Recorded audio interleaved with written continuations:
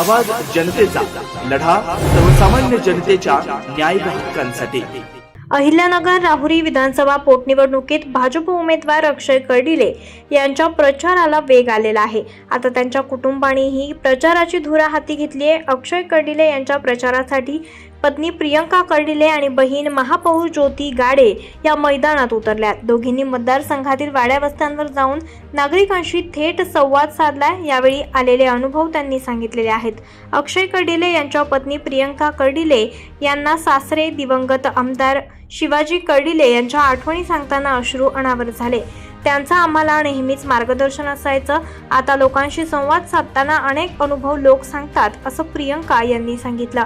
तर या निवडणुकीत विजय आमचाच होईल असा विश्वास अक्षय कर्डिले यांच्या भगिनी महापौर ज्योती गाडे यांनी व्यक्त केला आहे। खरं तर आम्ही परवापासून या प्रचाराला सुरुवात केली आहे।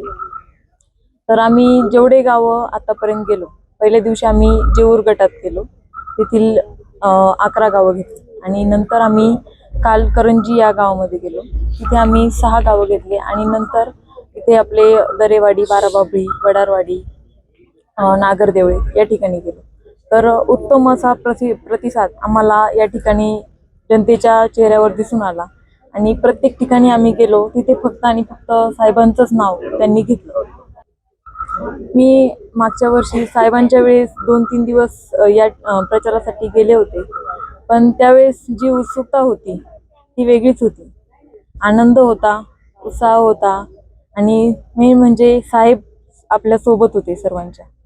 आज खरं तर साहेब आपल्या सोबत नाही, पण ती उत्सुकता ही आज या ठिकाणी राहिली नाही।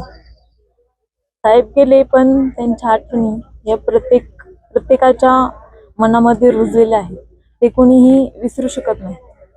त्यामुळे जनतेचं साहेबांवर खूप प्रेम आहे आणि जसं साहेबांवर जनतेचं प्रेम होतं तसंच आता अक्षय दादांवरही तसंच अगदी प्रेम आहे आणि जनता हेच बोलते की जसे साहेब आमच्या पाठीशी खंबीर होते तसेच आता अक्षय दादाही आम्हाला कायम सोबत राहतील। आमचे कायम जे प्रश्न असतील ते सर्व सोडवतील। तसं पाहिलं तर आम्ही परवापासून जेऊर या गटापासून सुरुवात केली आहे प्रचाराला। तर आजपर्यंत आम्ही ज्या ज्या गावामध्ये गेलो तेथे साहेबांनी विकास कामं इतक्या मोठ्या प्रमाणात म्हणजे एक विकासाचा डोंगरच त्यांनी तयार केलाय। त्या विकासाच्या जोरावरच असा कुठलाही एक व्यक्ती किंवा महिला असं सांगत नाही आमचं काम झालं नाही। प्रत्येकाच्या तोंडून हेच ऐकायला मिळतंय, साहेब होते तेव्हा आमचं प्रत्येक म्हणजे छोट्यातल्या किरकोळ सुद्धा काम असू द्या, ते साहेब आमचं अगदी एका फोनमध्ये ते काम करायचे आणि अतिशय चांगला असा प्रतिसाद या ठिकाणी पाहायला मिळतोय। आणि येत्या काळात 4 मेला आपण ते मतदानांच्या मार्फत सगळ्यांना कळणारच आहे का